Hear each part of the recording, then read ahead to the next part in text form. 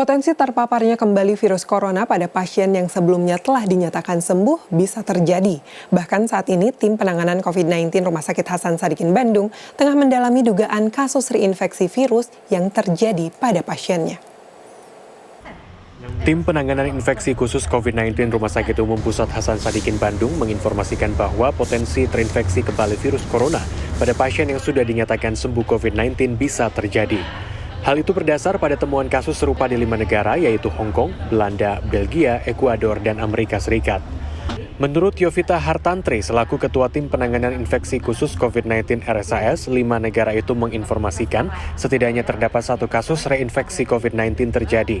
Bahkan, kasus di Nevada, Amerika Serikat menimbulkan gejala yang lebih berat dari kasus pertama yang dialami pasien.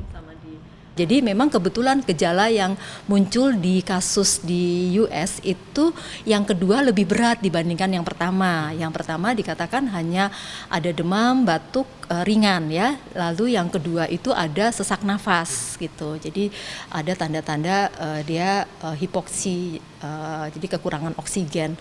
Jadi dugaannya apakah memang yang kedua dia terinfeksi karena mereka sudah sudah lakukan sequencing genom dan mereka sudah nyatakan itu suatu keadaan reinfeksi.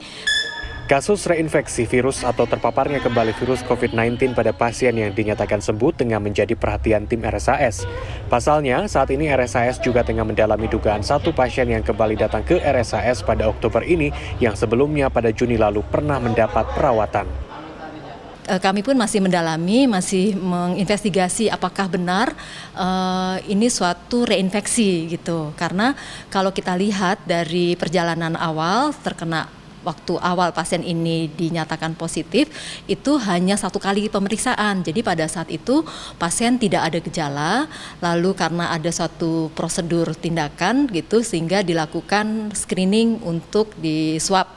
Ternyata hasil positif dengan nilai cycle threshold-nya cukup tinggi, 40, dan biasanya itu sudah mendekati nilai normal ya.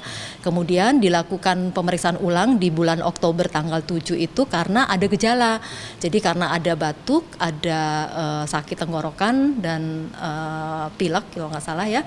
Jadi itu sudah sekitar 13 hari ada keluhan, lalu dilakukan swab, ternyata hasilnya positif. Nah, jadi dari situ dan terus kami ulang pun keesokan hari atau 2 hari lagi kita periksa, ternyata juga memang masih positif. Jadi kelihatannya yang confirm yang terakhir ini, tapi yang pertama di bulan Juni ini apakah suatu infeksi juga, ini yang mesti harus dikaji lagi ya, mesti dilihat lagi apakah betul, sehingga kami juga masih belum bisa memastikan apakah ini suatu kasus reinfeksi. Yovita menambahkan untuk menghindari paparan virus pertama atau bahkan kedua selama vaksin dalam proses adalah menerapkan protokol kesehatan, mulai dengan mengenakan masker, mencuci tangan, dan menjaga jarak aman. Kiki Haryadi, Kavijati, Bandung, Jawa Barat.